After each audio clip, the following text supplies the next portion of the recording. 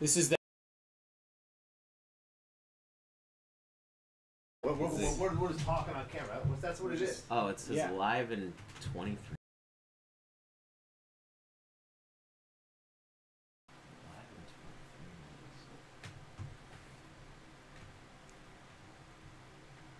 We actually got it. There's three people actually on. Nice. Oh. What's up? Don't do that. Can you see who it is?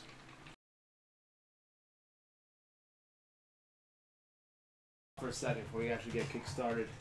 Oh, like, clear though. Dude, it's fucking, sometimes you need a little warm up. You gotta warm.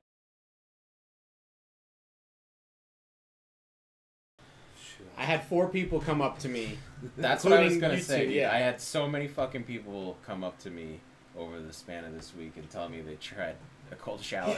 And dude, I was doing it too. Yes. I did one in preparation for the podcast, actually. Awesome. It feels so good. Yeah, I'm spreading the love that is cold showers. It's a rush, dude. I changed my life.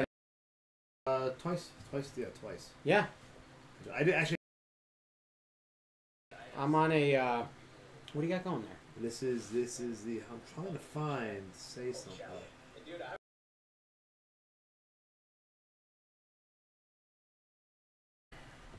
Is this live? I think it's live.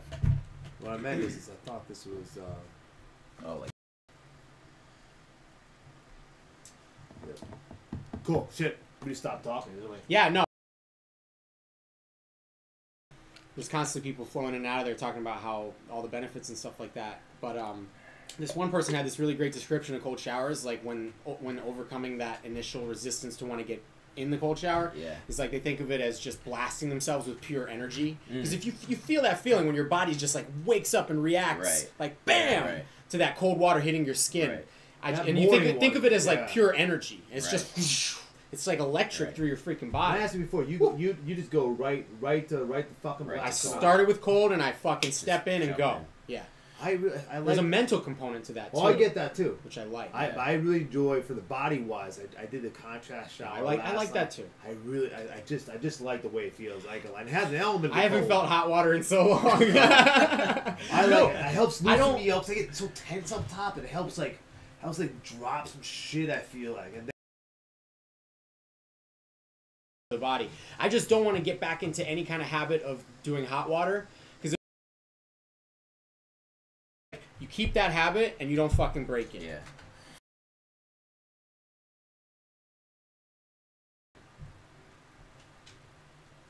Good thing, I'm sorry, I didn't interrupt you. I'm trying to see if we could talk to people, but I'm not. Go for it. No, it's that what helped out last time was we had the Facebook. People were talking to us on Facebook. Oh yeah. So yeah, we'll just close enough. 8 o'clock. Yeah.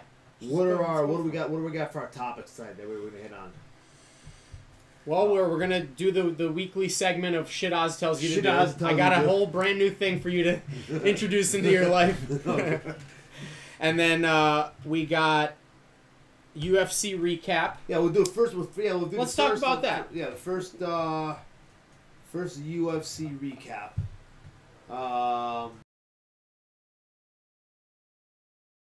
It in your life. Resistance, which could talk forever about. And then balancing and prioritizing training. It was awesome. Yeah, I love the response. I love the things that people have said. Yeah. Over this past week, it's been really cool. People have been asking for people who I won't name any names, but I'd ask them. Name any names. I'm asking. I want to see that. Where was it? And I'm like, I'm like, should I share it with this person? Should I I always give a little disclaimer. I'm like, it's just, we say some stupid shit. Yeah. Never disrespectful. Right. But no, that's part of it. Yeah. Fuck it. You get in your own head about it, and I went through after we did it and listened to the whole thing. I won't do it. And that'd be tough. There was Sunday, the day after. Right. Not talk to anyone. Cry a little bit. Just sort of you put a lot of yourself out there, so it's like you gotta get back to basics. Dude, putting yourself out there takes fucking courage. It's weird shit, right? It's like a form of art. I find it's very unique, and it's a unique. Podcasts have changed my Yeah, I always say, when you think about it, recently when I've been asking people, how did you hear about the gym or jiu-jitsu or martial arts, they're referencing podcasts. I hear Rogan, I hear Tim Kennedy, I hear Jocko talk about it, and they're all talking about and others. Just and it's like how cool it is. Like, I have to do this part multiple times. Yeah. Real estate podcasts are what got me into real estate, and that's what completely changed the course of my life. Real estate podcasts changed my life. Yeah, that's how I got into real estate, because I started listening to some podcasts. Podcast put out by a guy named Matt Terrio. Community on the internet. Interesting. Cool. Yeah. I think I remember you talking about that a lot. Yeah, very informative. But yeah, I mean, so that podcast. Of course I got it. I just didn't necessarily believe it at first, but I didn't think that I thought spoken word was essentially dead.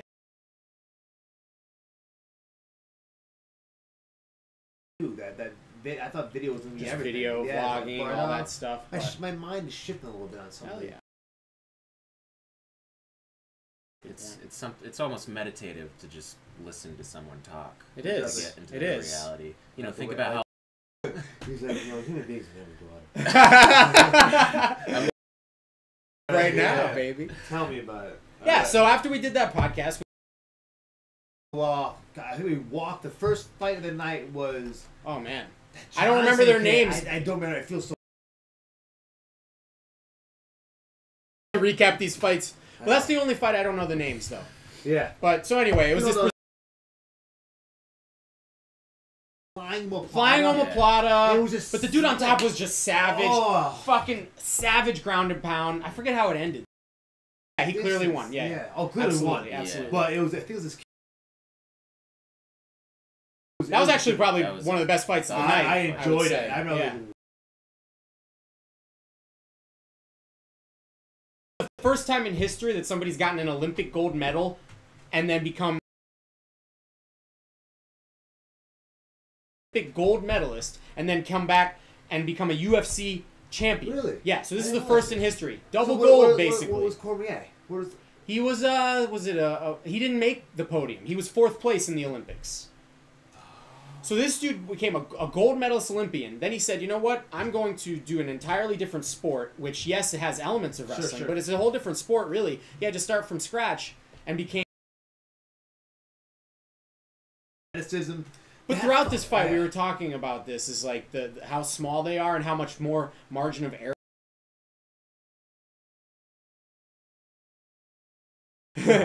Like how heavyweights have no margin for error. You make one mistake...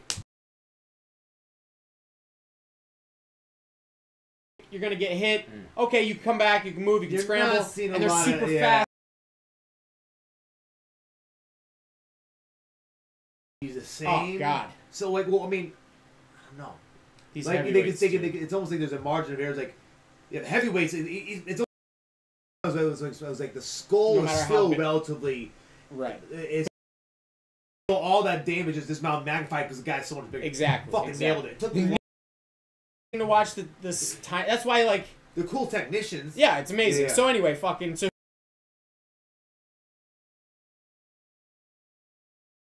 which is probably considered the toughest sport on earth, and MMA, which is the other. TJ Dillashaw versus Cody Garbrandt 2. Man, what a fuck yeah! Stamp. Woo! Wow. He's game though too. He's a fucking fighter. He's not just a technician. He is a technician. Cool. And it's just so what I felt happened was Cody was doing just fine. Yeah. He got tagged and his brain his frontal he's not as smart as TJ. Right. No offense to the guy, but but he's not as fucking they call it fight IQ. That's a big thing. Absolutely. Yeah. Absolutely. So Dillashaw. No. He's champion of the world at that weight class. It's like he doesn't have the that wild swinging style he's got. They're just he's trained with Dwayne Bang Ludwig. Dillashaw's always on there, and they're always just putting out these cool flows and drills and of their that unique style. Such a cool it's a cool page. I like they got this little bow that they do, this little bow, and I don't know what the fuck's going on. It's like it's fucking cool as shit. Nice. Boss Rootin's on there sometimes. Oh yeah, fucking it's Boss cool. Rootin, man. Yeah, it's cool. So that was just absolutely incredible performance, yeah. Great card, and we were just happy with everything. Yeah, that was a good night. That was a good night. Yeah. That was a good night. I think So I finally went to bed around 2 in the morning. yeah, I got to bed late. I made eggs.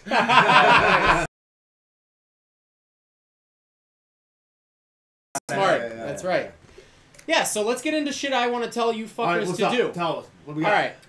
So, cold showers were well received, and today I want to talk about adding salt to your water every morning. Wow. Basically drinking 12 ounces of water with a 1/4 teaspoon of salt and a little lemon juice if you're feeling a little extra, feeling a little spicy. Squeeze a 1/4 lemon in there and drink that first thing in the morning before you do any fucking thing else. Because what's it do for me? You've lost probably a liter of water over the course of the night by just through your breath. So you've lost water over the course of the night. Now, first thing in the morning when we wake up, that's the first thing that should hit your lips instead of just down. I got this from a book called Own the Day, Own Your Life, by the way, by Aubrey. Shower stuff too. But anyway, so these 12 ounces of water with a 1/4 teaspoon of salt, Himalayan salt, not just your regular iodized table salt. Absolutely not. That will deplete you. You want something with minerals in it. Real salt. There's a reason why they used to say, or that expression, he's not worth his salt, because Roman soldiers used to be paid in salt. It was such a valuable thing back in those times because people didn't get enough salt, but they needed that salt. So we think of salt as a bad thing. It's actually a really good thing. We need salt with our water. We need salt in our food as long as it's a healthy source of salt. And we don't... or like high blood pressure. But when you're a healthy, normal adult or young person too, salt in your water... I think that'll have just as much a positive impact as cold showers, honestly. How much was it again? So take just a full glass of water, 12 ounces of water every morning, first thing in the morning, and put a 1/4... Ooh, bad boy. And put a 1/4 teaspoon of salt. 1/4 teaspoon of salt. So that's not much. It's not a ton. 1/4 teaspoon of salt. If something rings to my phone too, what do you want me to do? These things happen. Shut it off ahead of time. Yeah, well, science isn't caught up to these. Your brain hasn't caught up to these things. Yeah, so that's it. That's my fucking shit I'm telling you to do. I want you guys to experiment with that, see how it makes you feel. Well, I will. For me, it definitely helped with my level of hydration daily. Give me a thought here. So hype that will not. It makes me like I'm gonna throw up every single fucking time. Now I haven't done salt and the lemon, but like the second I start putting water. Can't, but it's weird. You just don't want to do it. At night, but dehydrated you are if you're fucking waking up and chugging water. But then I wake up. Makes me want to puke. It's the weirdest thing. That is weird. Maybe just slowly sip. Get it down. I want to get it done. Yeah. So then get it done. Just try to see if you can become accustomed to it over the course of a few days. I think maybe the salt. Just get it down. Something I don't know what it is. Maybe it's like you almost taste the not the chlorine.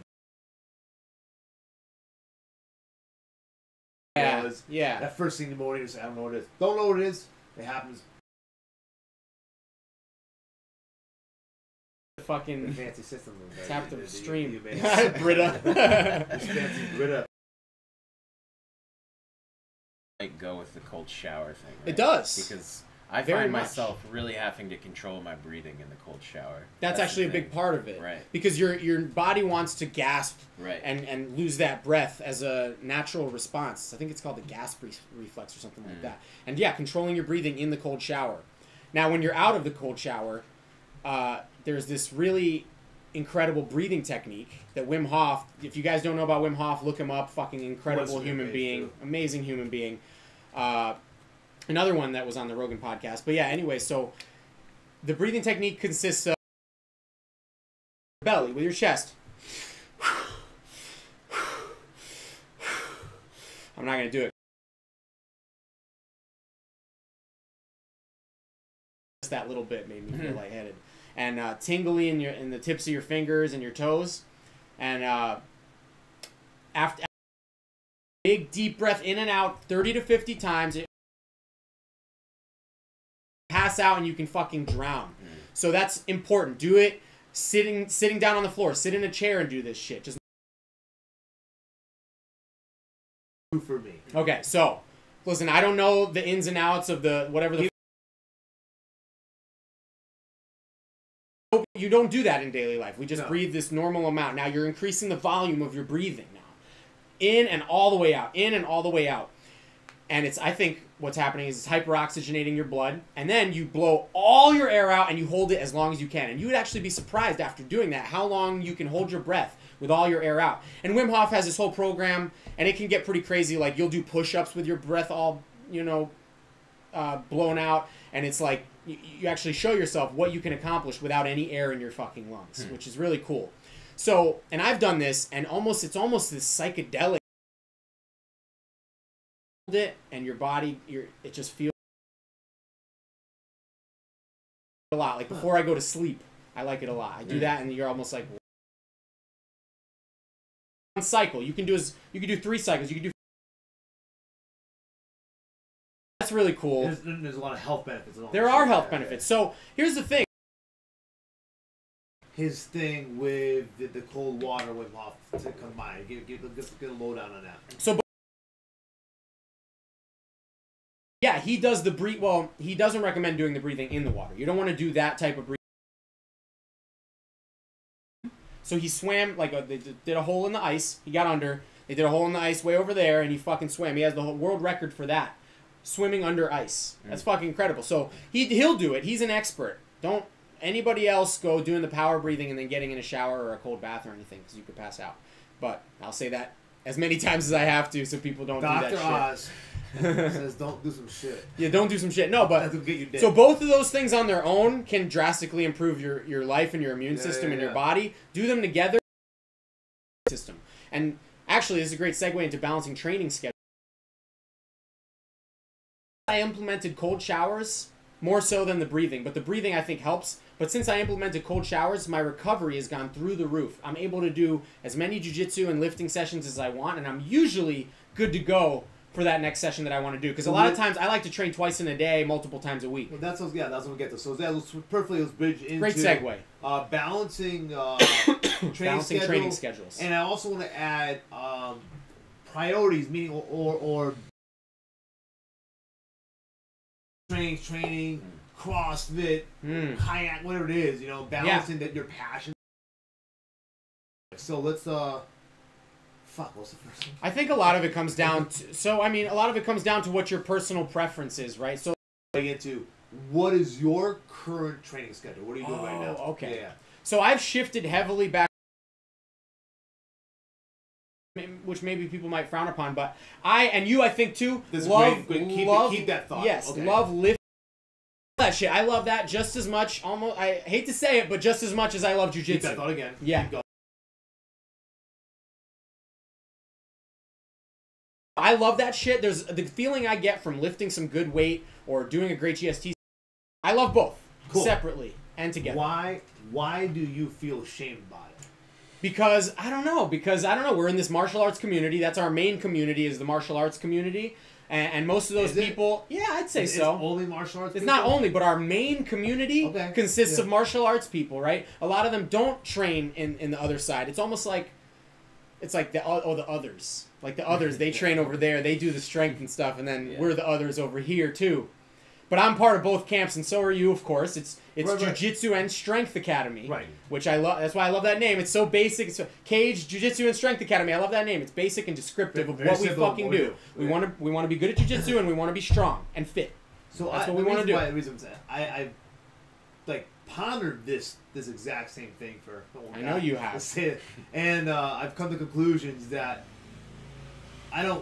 you have to not give a fuck. If you want to pay attention and focus on your strength, because that's what you want to do, and that's what makes you feel better, and that's what the area the thing you want to attack right now. Thoughts like, man, I should be doing more jiu-jitsu, or I should be on the mats more, and what I really fuck the fuck fuck someone else. What you feel. Think someone else might think. Your perceived. What makes you happy, man? And a lot of us do shit sometimes to please others, right? Absolutely. But what makes you happy? Like if lifting weight, like there was a long time where you went off and you did strongman and competed in strongman and you were training very little jiu-jitsu at that time. It's like, all right, that's what made you happy, man. And you're doing it. All right, do it. I love that.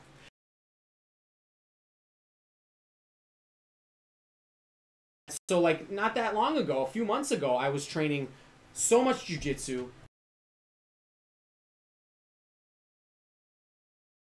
Jiu-jitsu twice a day, whatever, because I was competing a lot. And I was training for that is moving my body in a primal nature other than jiu-jitsu. Believe it or not, honestly, people think jiu-jitsu is this like good for your it's not good for your body. I mean, you're so I feel opened up. I feel like my body has awakened. When I do jiu-jitsu, and thank God for cold showers now to combat the inflammation. When I do jiu-jitsu, I feel inflamed. I feel like it's not good for my body. My body was in fight or flight mode. It felt like it was in a fight. You know, that stress hormone, the cortisol goes up. So that's what one of my old Derek's coach used to say. The same exact thing. It was that jiu-jitsu is actually not good for losing. Like I've always carried some power good. Not good for losing. Not good for losing. Would that be bad for losing weight then? So... Well, because it triggers your body down the cascade, but it's not good. Really Yeah. Your body will hold and store fat. Right. If I wasn't sleeping, if I was really stressed out, I'll wake up in a mirror. I would just look like. Also, there's other things to it too. Yeah. Increased cortisol is just not good overall. But what were we just? So jiu-jitsu, that's not all that you. It's the thing you want to be doing. For people can lose weight, you know. If you're drastically out of shape, jiu-jitsu will factors to that. But there's a ceiling to that benefit, definitely, that can only be overcome by actually good strength and athletic training. And in fact, it will probably hinder in movement-based shit. It'll probably hinder you. Oh yeah. If you don't do things. So I think there's like these jiu-jitsu purists that are like, you know, pure technique is what should get you there. But I mean, and I think we touched on this last time too. Is like I'm a big proponent of our body is our tool. As an athlete, your body is your tool, and you need to hone that tool. Just like you need to hone your skills and your technique, you need to hone that tool that is your body, even if you're a jiu-jitsu purist. Because name me one fucking top-level athlete in any sport, really, that doesn't do some type of training for their body. Right. They all do, and they all have to. It's just go on vital. Days, Yeah. As much as I was training jiu-jitsu when I was training for these recent competitions, I felt weak when I wasn't doing. I just didn't feel myself. The athleticism, the hips, the movement. Do you think it would have been better if you had a mixed schedule? Let's say hypothetically you're doing 2 or 3 days in the gym combined with your jiu-jitsu schedule, like you actually removed a little bit of jiu-jitsu and focus more on strength? I think so. That would have been the ideal schedule if I had a little bit more on the strength and conditioning side. You know these competitions will happen again. You'll have opportunity to do shit again. Would that be a shift? Would you do that? Yes. Yeah. I would not train as much jiu-jitsu. As weird as that sounds. No, I don't think I would just cut a couple sessions out. Because I just had a couple too many sessions which were getting in the there and is not dipping below a certain point. Because that's just a huge aspect of it. Huge. Actually, a lot of fighters, by the time you get to fight camp, really the only thing you should be focusing on is that strength conditioning portion. Yeah, their technique. They're not going to teach them new shit. Yeah, you're not going to be a better fighter in fight camp. No, that's right? 8 weeks. You're doing strength conditioning, making sure your body is on point and ready to go to battle. These fighters are always in fight camp. It's like a non-stop fucking. They always have to be ready on weight. I mean, if opportunity knocks and you're 25 pounds over. Yeah, Bissett was talking about that before he got his shot in the UFC. He knew it was coming, but he didn't know when, and he knew he had to basically be on call at all times. So when he finally got that shot, he was like, "Dude, it was such a fucking relief," because he no longer had to be on weight and on point at all times. You cannot peak for that long. It comes back to the cyclical thing. Like even Olympic weightlifters take like a season off every year and just do like swimming and different shit because you cannot peak all year long.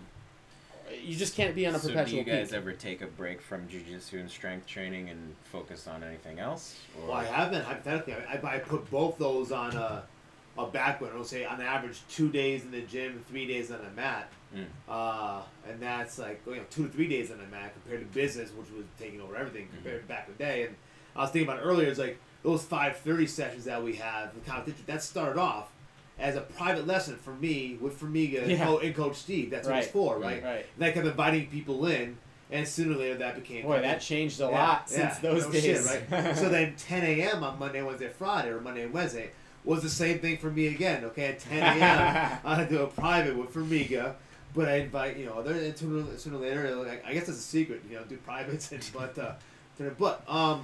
let's go by. I really like I actually like the 10 a.m. slot. There's never a time in my, not to interrupt, but there's never a time in my life where I would completely remove myself from jiu-jitsu. Never, ever, ever. You gotta maintain that base, just like you have to maintain the base of fitness. There's been rarely a week in the past, barring major injuries, I'd say. Thing. You all look down to it. You have probably more 2 that. That's, so there's a spiritual component to that too. Like, maybe weightlifters can take a season. To my primal self, jiu-jitsu is that thing that clears out. I don't care who you are, what kind of day you had, what kind of life you have right now. When you're on the mat and a motherfucker's trying to choke you and you're trying to choke them, you are not thinking about that shit. Nope. You are thinking about that moment and that moment only. And that is that meditative state. That is flow state. It's like automatically you're in flow state. Something that in normal daily life is very difficult to attain. In the moment. It's beautiful. Incredible. Beautiful. It's an incredible in that state. And now you're just I just feel good, man. It's cool. Adam had a great role today. And I just start talking jiu-jitsu and life and normies, modern man, don't reach that level. No, they don't. You don't reach that level, that's man. That's something different. So, she's actually going to bring it back to a little bit of that thing of balancing your priorities. It doesn't have to be.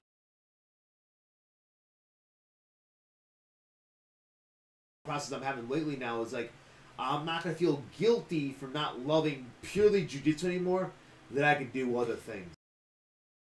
All together make them cool. You know what I mean? You can't help what you love. Right? Yeah. When I was doing Kyokushin, I thought that was... You can't help what you love. I got some wrong comments. I can't help what you love. That's for Patreon. Patriarchy. Patreon-key. You can't help what you love. Like, when I was doing Kyokushin, I thought that was going to be what I did for the rest of my life. And then I found my mistress, jiu-jitsu, and slowly I wanted...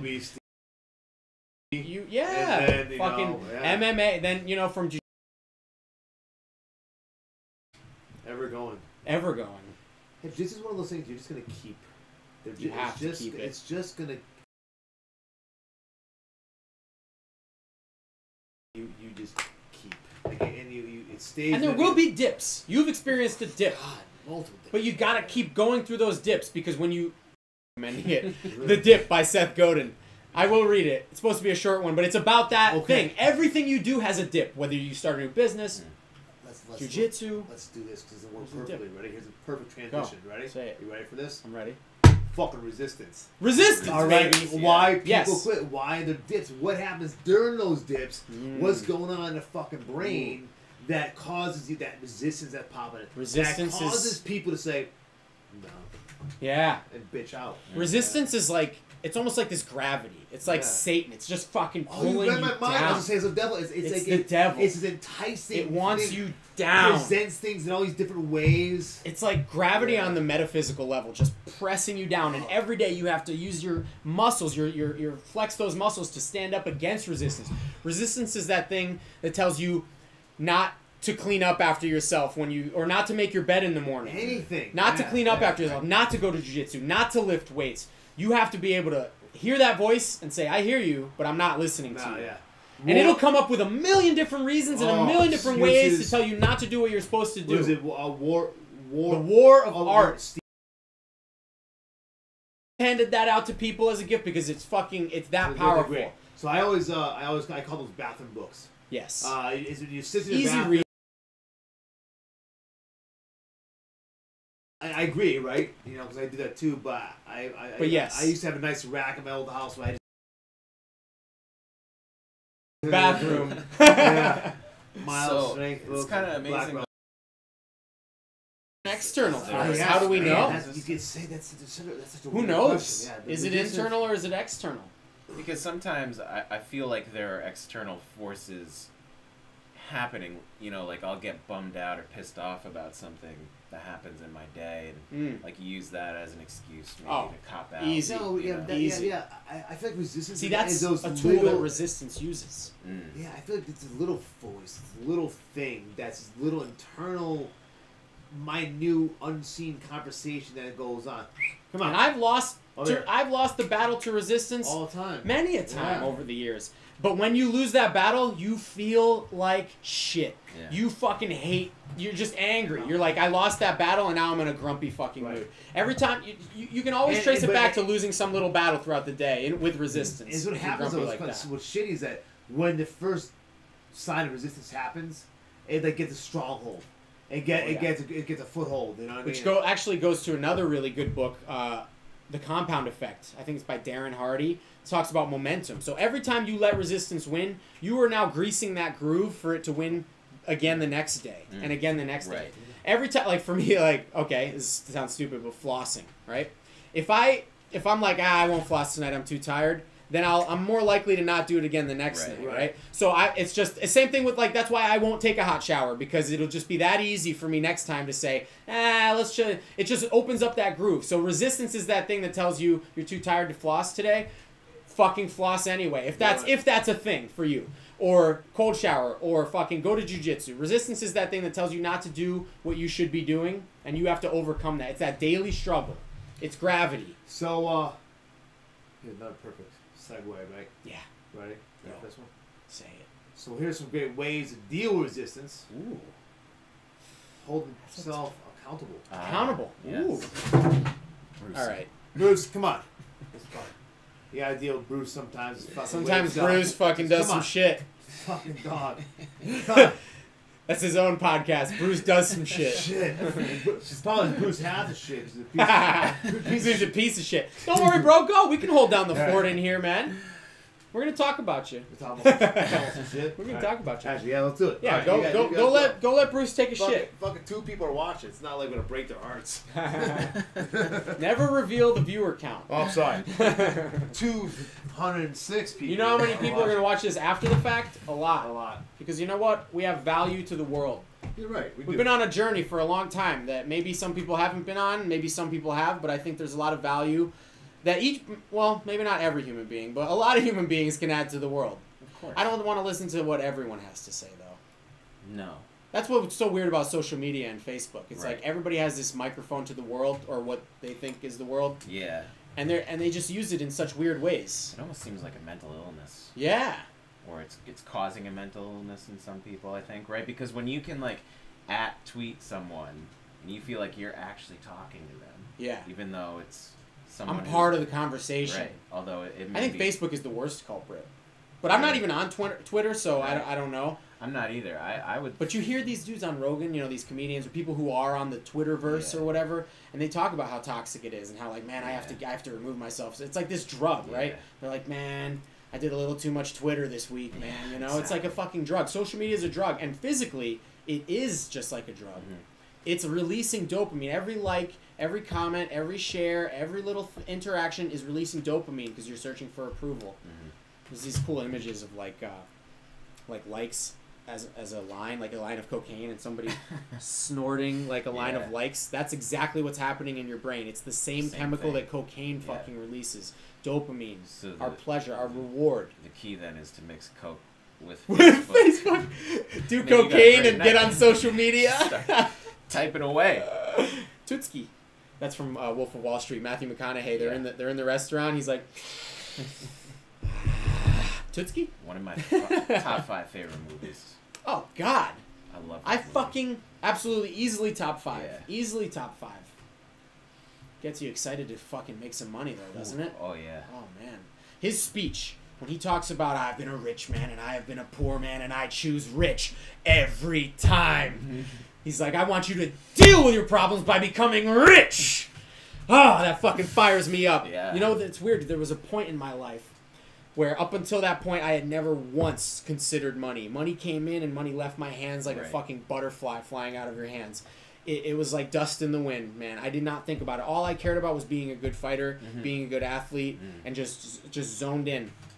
And then all of a sudden, when mid-20s, like 25, 26 years old, I think, some switch flipped. I think it was when I graduated school, hit the workforce, and realized that I was in this for as long until I worked my way out. Exactly. I was in this rat race. I was in this slave trade until I fucking worked my way out. So I realized, oh shit, I gotta get in gear and earn my freedom. Yeah. Because you're like, it's like indentured fucking servitude. Yeah, exactly. You know, this is the modern slavery. Right. Consumerism and just the student debt. I have 6 figures in student debt, and it's a fucking chain around my neck. Right. And I was like, oh shit, okay. As soon as I graduated school, I got super depressed because I realized this is your life now. And then I realized, okay, I have to work my way out. That's when I found real estate. I felt this insane feeling of relief and happiness because I knew I found, and I couldn't stop talking about it, as people around me know, to their detriment, to their fucking chagrin. Couldn't stop talking about it for a while because it was that feeling of like, okay, I found that thing that's gonna earn me my freedom. I found my golden ticket. You know. I don't know how we got on that. Oh, so there was a switch that flipped where I was like, I care about money now. I want to become free. I want to live that lifestyle. I don't remember how we got on that. Just natural progression. I don't remember. Wolf of Wall Street. Wolf of Wall Street. Yeah. I want you to deal with your problems by becoming rich. Exactly. Yeah, so anyway, there was a point in my life where I was like, okay, I care now. And I think a lot of people go through that at some point. They're like, okay, I'm ready now. It's not a bad thing to want to make money. I don't think so. Because to me, money is not just money. Money equals freedom. I want to be free. I want freedom for my family. And you can escape it. That's what you have to do. We are in this system. It sucks that we are, but this is what it is. You know, we didn't grow up in some tribe. You know, which it would be cool. Like if all you had to do was go out and catch your dinner that night and go home and dance around the fire. And they have so much more leisure time than modern humans do. I know. I wish we were born in a tribe, you know, but that is what it is. We do the best we can in our modern culture, but yeah, I want that freedom. I don't want to fucking live in this rat race for the rest of my life, and I think that's valid. I see nothing wrong with that, you know. Play the game well so you can earn your way out. Yeah. Essentially, but so what were we going to talk about? Accountability. Yeah. Ooh. So I think this is an important one because when I think about how long you and I have been doing this shit. That what's been unique is we've always held each other accountable for years, and almost since day one. You know, I remember running, doing sprints and doing running in the morning, right? And running together in the morning when I was in Uchideshi, right? Living with Shion Fujiwara, and that's how I met you. And we started running in the morning. Like I didn't run with any other students from that dojo. Yeah. Like in the mornings and shit. Like. Well, you lived nearby, and then we started holding each other accountable for those runs, you know? And believe it or not, Matt Briers can actually, I don't know about anymore, but back then could run pretty well. Yeah. You were a lot lighter, too, but you could run pretty well, because you did cross-country. I did cross-country track, yeah. Oh, nice. Yeah.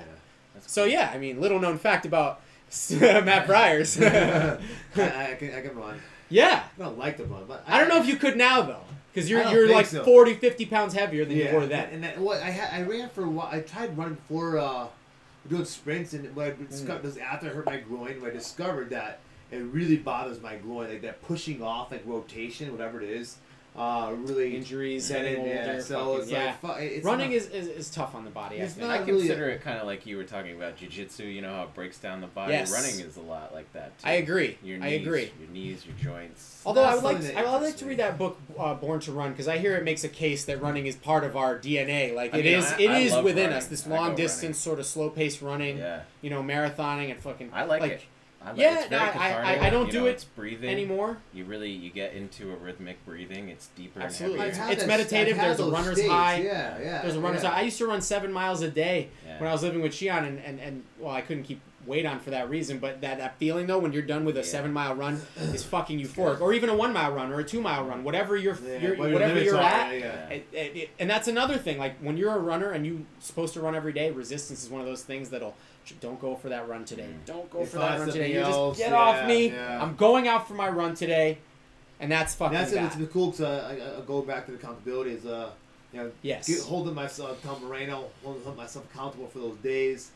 Showing up on Monday, Wednesday, Friday, being there helped out a lot. Like literally text someone and tell them you're coming to class. Right. Whatever. Yeah. And you publicly announced it, which is another way to hold Yeah. yourself accountable. I did, Because when you do that, well, so there's some things to say that to support the fact that that's actually a bad thing to do is announce your goals, announce what you're going to do because it gives you that same satisfaction, and then people end up not doing it. But in another way, it is a way to hold yourself accountable For me, if you're a strong human being. It was not. What I was actually trying to talk about was the message of accountability within that. And what I think people perceived that it was look how good I'm doing. Which, if you know me, I could care the fuck less how you think I'm doing.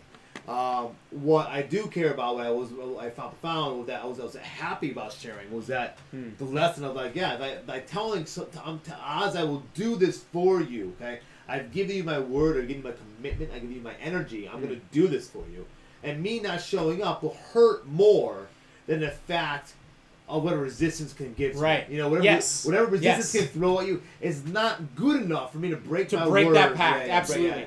Yeah, so we've like worked out together for years. Remember back in the day, Gold's Gym? Oh yeah. Fucking, you're gonna be there at whatever time. We used to text each other. All right, super squats today. I'm fucking nervous. All right, let's go. Nervous. Super squats. If you don't know super squats, it's this program where you do 20 rep squats with breathing in between, and by the end of it, you're fucking dying. And it is a workout to get nervous about. But you will pack on dozens of pounds of muscle.